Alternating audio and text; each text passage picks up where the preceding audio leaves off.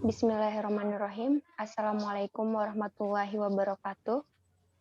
Waalaikumsalam warahmatullahi wabarakatuh.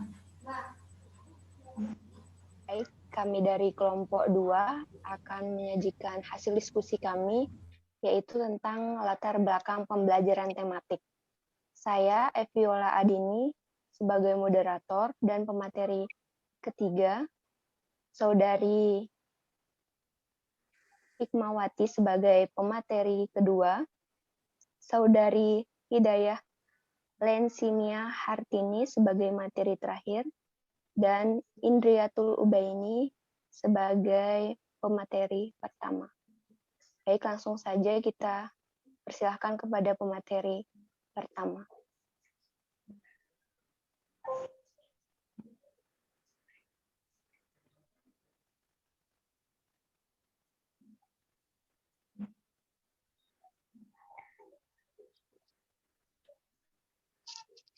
Saudari Indri.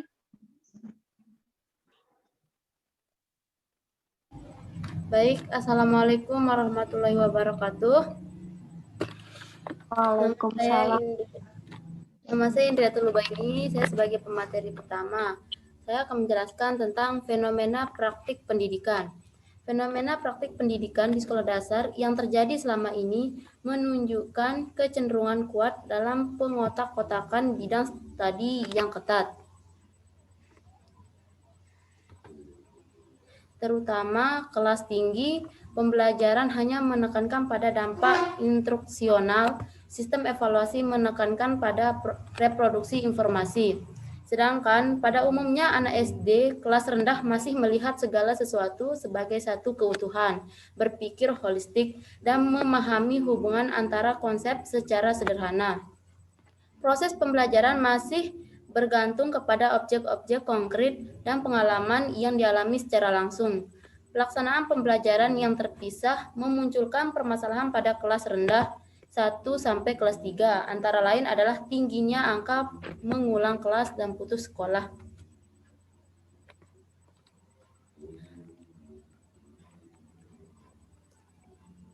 Sekian dari saya, terima kasih. Baik, materi selanjutnya akan dibacakan oleh Saudari Hikmawati. Baik, terima kasih untuk moderator. Jadi, hakikat perkembangan anak, pengertian perkembangan anak yaitu Lewis Hotman CS, proses yang terjadi dalam individu sepanjang kehidupan. Jadi menurut Musen CS, perubahan yang terjadi pada fisik, struktur neurologis, perilaku, traitis yang terjadi secara teratur dan masuk akal, dan menghasilkan yang baru, yang lebih baik, lebih sehat, lebih terorganisir, lebih stabil, lebih kompleks, dan lebih kompeten, dan lebih efisien.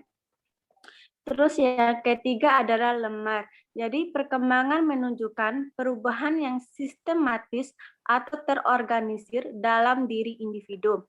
Terus yang keempat adalah horlox. Jadi seri perubahan yang progresif yang terjadi sebagai hasil dari kematangan dan pengalaman dengan tujuan memampukan.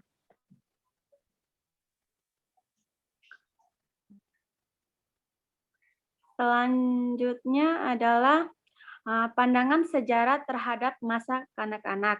Jadi ada pun dua, yaitu akhir abad 17, pandangan tabula rasa atau John Locke, bahwa pengalaman penting dalam membentuk karakteristik anak. Terus yang kedua adalah abad 18, pandangan kebaikan alami atau Rousseau, pada dasarnya anak baik maka diizinkan untuk tumbuh secara alami dengan seminimal mungkin pengawasan dan batasan dari orang tua.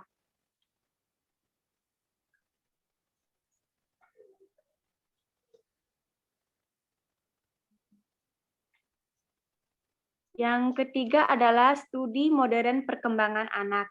Jadi Albert Binet mempelajari ingatan dan atensi sehingga muncul tes integrasi dan modern pertama. Yang kedua adalah Stanley Hal Memelopori, penggunaan kuesioner dan kelompok anak.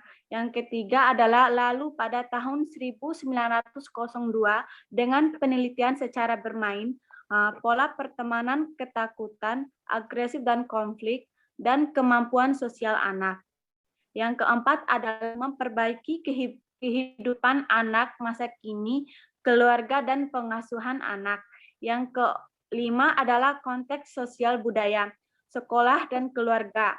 Dua aspek penting dalam perkembangan.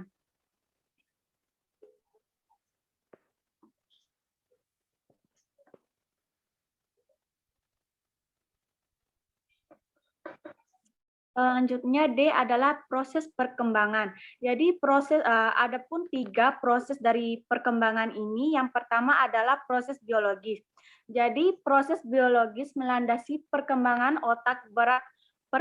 otak berat dan tinggi badan, perubahan dalam kemampuan bergerak, dan proses hormonal dan di masa puber.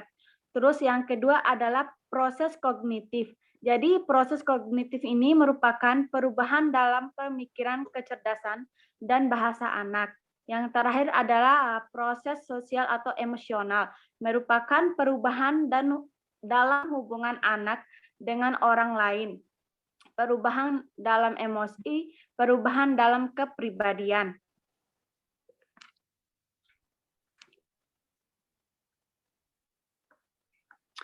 Adapun periode perkembangan anak, yang pertama adalah periode kelahiran 0 sampai lahir. Terus yang kedua adalah masa bayi 0 sampai 18 hingga 24 bulan. Masa kanak-kanak awal 2 sampai dengan 5 atau 6 tahun. Masa kanak dan akhir yaitu 6 sampai 11 tahun, masa remaja 10 sampai 12 tahun sampai dengan 18 sampai 22 tahun, masa awak dewasa yaitu 20 sampai 30-an tahun, masa pertengahan dewasa yaitu 3 sampai 35 sampai 45 tahun, terus masa akhir dewasa yaitu 60 tahun atau meninggal.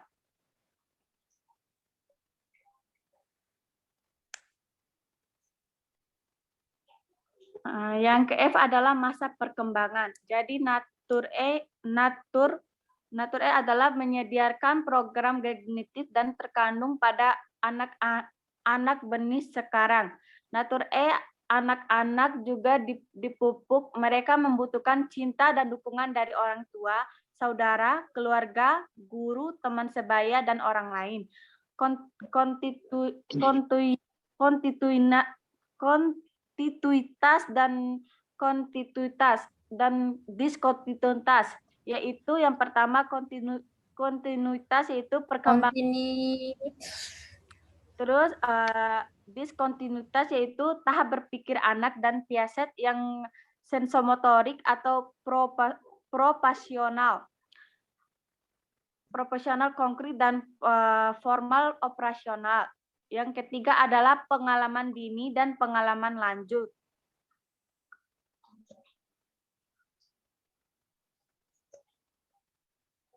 Selanjutnya saya akan kembalikan ke moderator. Sekian dari saya. Baik, terima kasih kepada Saudari Hikmawati. Saya akan melanjutkan materi berikutnya, yaitu perbedaan belajar menurut para ahli. Arti belajar dalam Kamus Besar Bahasa Indonesia secara etimologis memiliki arti berusaha memperoleh kepandaian atau ilmu. Definisi ini memiliki pengertian bahwa belajar adalah sebuah kegiatan untuk mencapai kepandaian atau ilmu.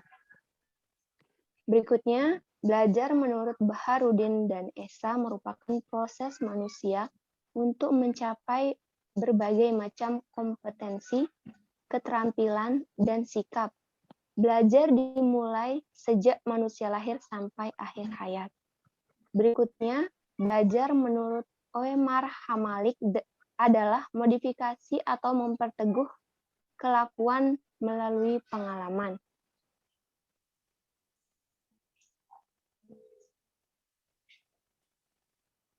Slide selanjutnya,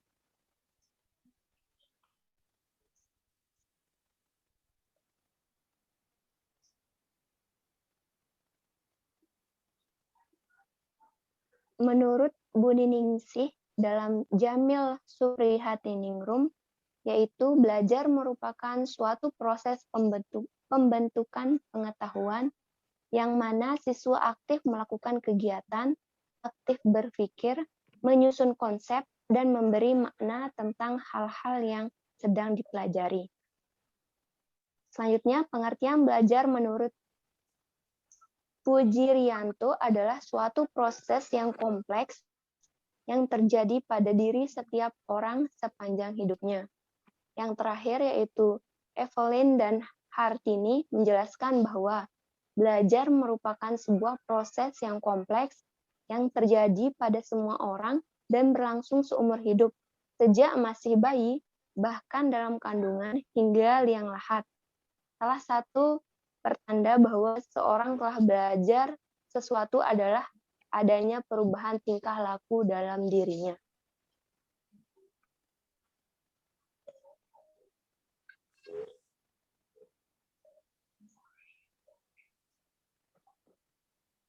Baik, materi selanjutnya akan dibacakan oleh Hidayah Lensimia Hartini.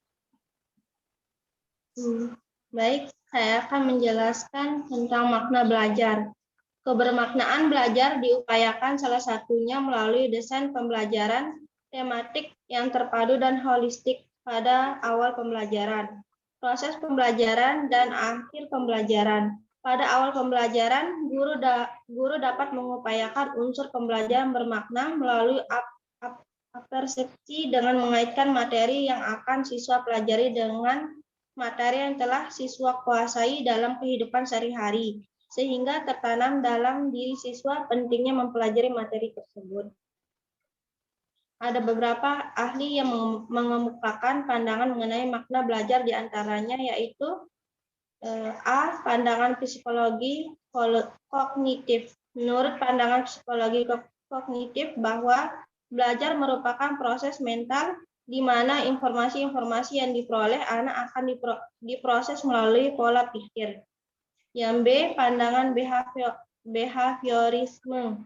Pandangan behaviorisme berpendapat bahwa belajar ditandai dengan adanya perubahan perilaku yang dapat diamati dan perubahan itu lebih ditentukan oleh lingkungan.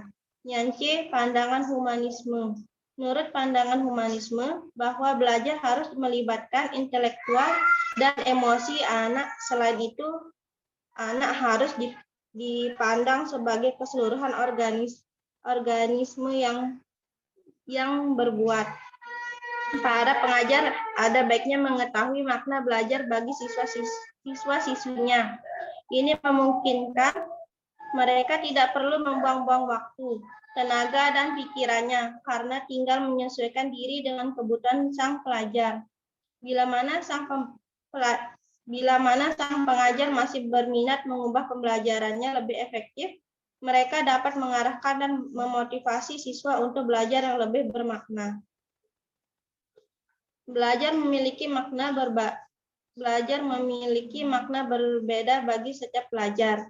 Di antara makna belajar tersebut adalah 1. Sebagai kewajiban, yang kedua sebagai kebutuhan, yang ketiga sebagai peningkatan kemampuan, yang keempat sebagai proses kompetensi, yang kelima sebagai proses perubahan alami, yang keenam sebagai perubahan kesadaran atau orientasi, yang ketujuh sebagai proses pemaksaan diri, dan yang kedelapan sebagai proses formalistik.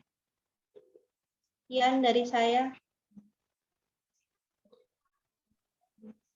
Sekian presentasi dari kelompok kami. Kurang lebihnya kami mohon maaf.